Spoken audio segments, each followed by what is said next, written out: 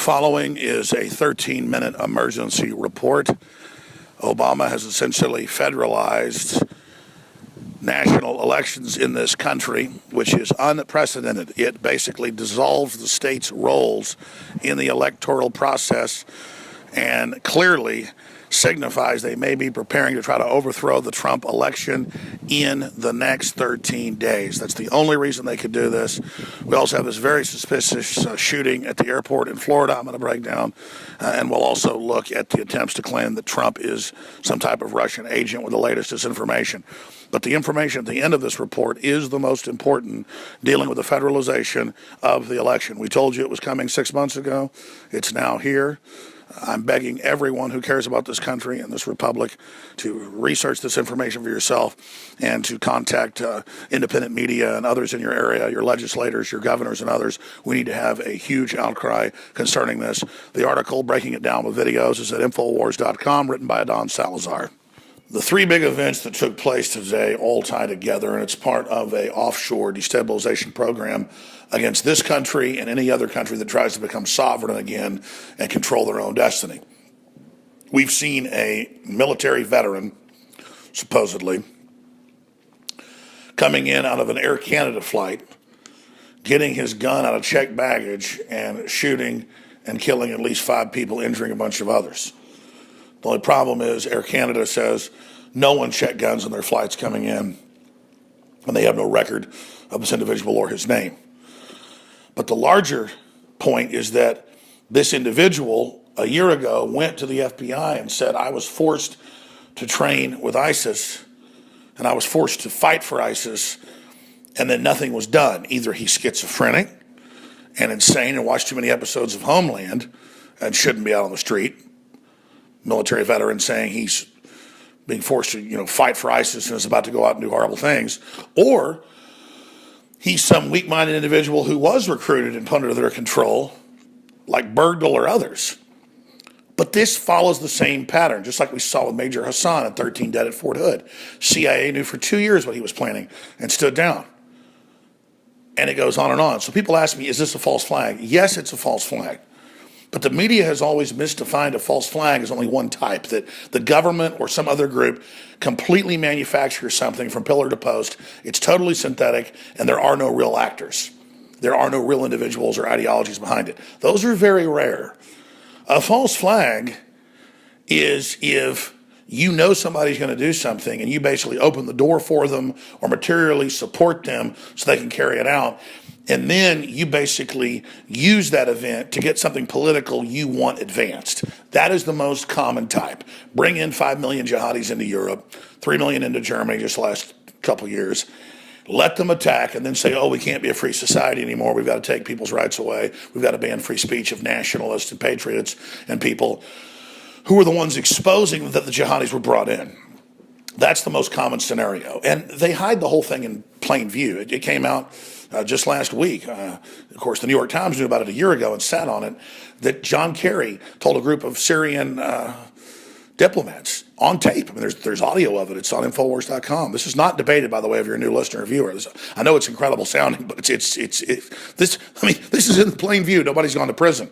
That's what's crazy. This isn't a conspiracy theory. John Kerry said, Obama wants to build and allow ISIS to grow. Well, of course they did. Hillary, as the head of the State Department, funded al-Qaeda to go into Syria and Libya.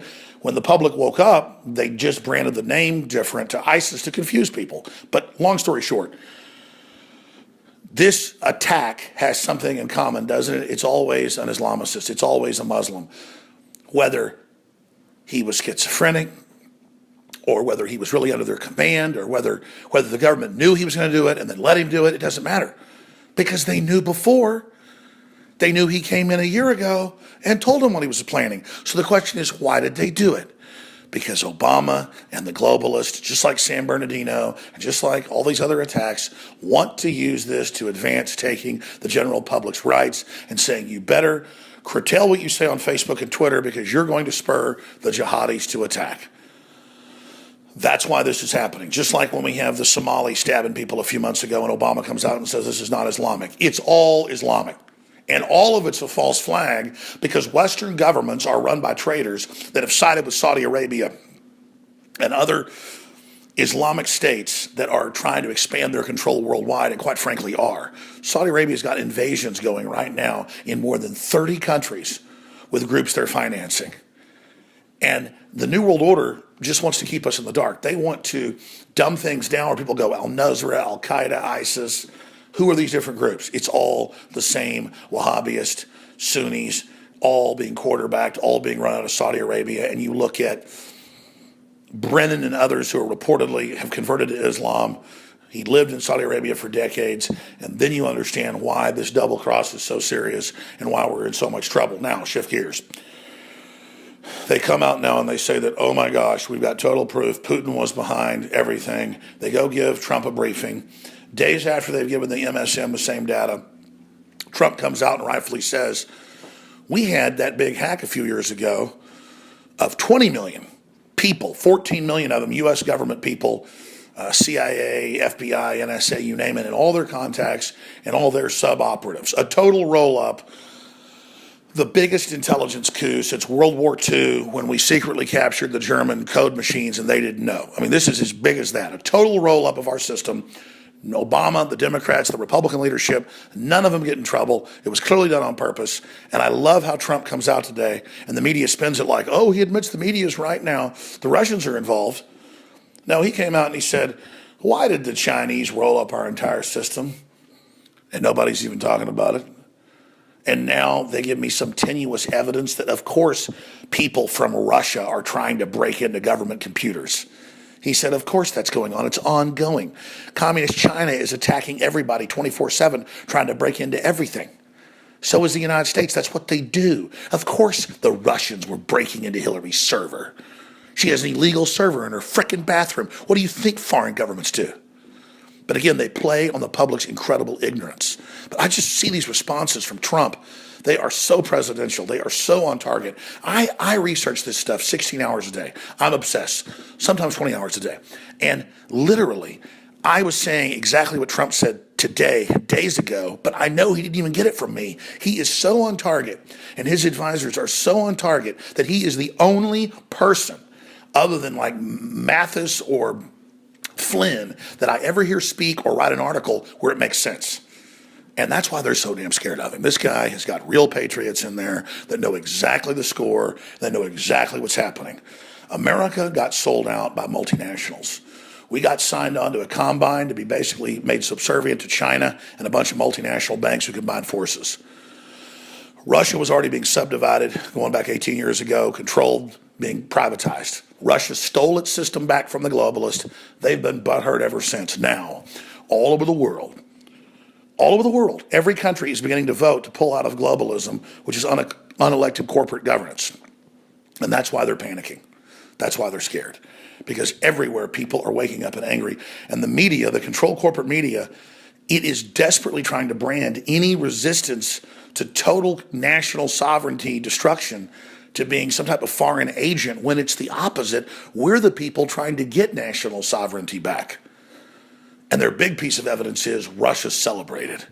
Well, of course Russia celebrated. The whole free world, or anybody that wants to be free, celebrated to see Hillary, that monster, that warmonger, with all the crimes she's committed, all the things she's done falling. It's a beautiful thing. Just like I celebrated when Brexit passed, or just like I celebrated when nationalist movements began to, in Italy, to block globalism.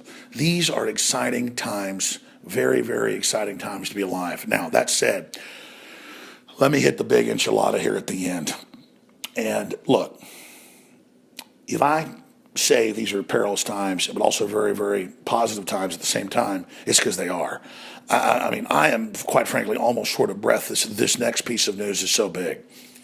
Remember about 4 months before the election, I said Homeland Security's taking over the election, and they're going to federalize it, and they're going to steal it for Hillary. You don't just think I just pulled that out of my rear end, do you? I had sources, and they know that I'm crazy enough to put out the truth, even though it endangers myself and many others. But I did it because we're in complete danger if we don't. You know, the danger of doing nothing is greater than the danger of doing something many, many times. And you notice that Obama came out and attacked and said it's ridiculous. The feds aren't involved in elections. This is insane. And then a month later after that, about 6 weeks out from the election or less, they said, oh my gosh, we're going to have to federalize the elections. And they tried to break into 6 states' computer systems and flip it live time to Hillary. They were able to steal 5 states. And I said, what's happening here is federalization means putting it under national security, putting it under infrastructure protection, putting it under COG means the whole process will now be secret. And Homeland Security can come in and take control of the states and take control of the counties and cities and basically deputize everybody and under federal orders, at least this is how they see it, it's unconstitutional, make those locals subordinate themselves to that fraud and basically go along with a globalist through the federal government takeover of our election process. And that signifies with only 13 days left till Trump getting in, they may still be planning to unseat him, claim he's a spy, and hold new elections.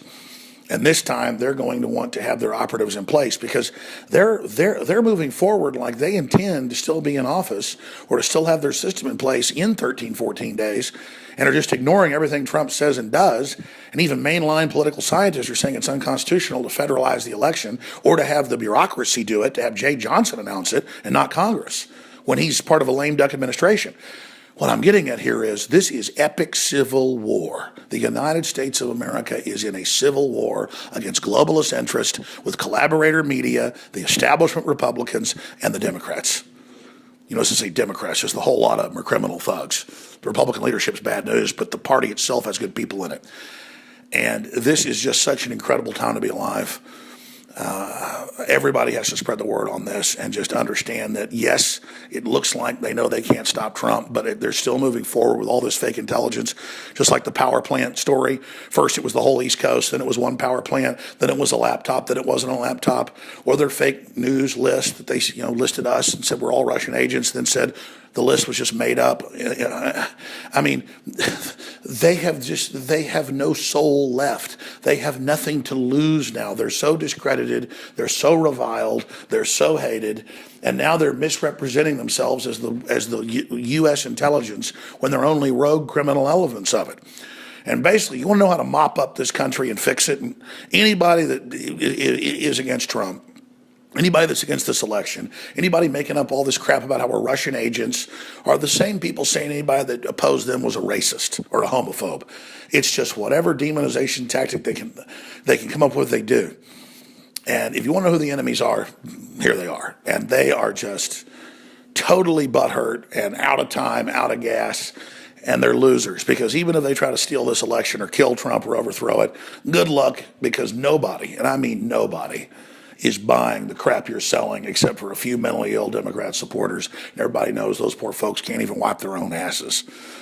So I'll be co-hosting Sunday with David Knight, 4 to 6 p.m. Central, breaking all this down. More reports coming tomorrow. But this is a big, big, big time to be alive. And I just hope that people can get out of their doldrums and realize that we just won this election, but we got to fight for it right now because of the fact that Homeland Security, under globalist control, just announced they're federalizing the elections ahead of Trump even getting in, means that they're not just trying to put stuff in place to federalize elections into the future. They are basically looking at doing it right now to try to have a fake recount, I guess, because the last 2 failed. Again, you do the analysis for yourself. Let me know below in the comments because I really do respect what you have to say and it helps take me in different angles I hadn't thought of. I'm Alex Jones for Infowars.com. We're also under massive Facebook censorship right now. Every other platform censoring us as well, except for our own. That's under hack attack. So again, the war for America is happening right now. This is real. You just saw us take the presidency back, but now we've actually got to get him in there. All right, that's it for this transmission. Have a good Friday night. God bless you all.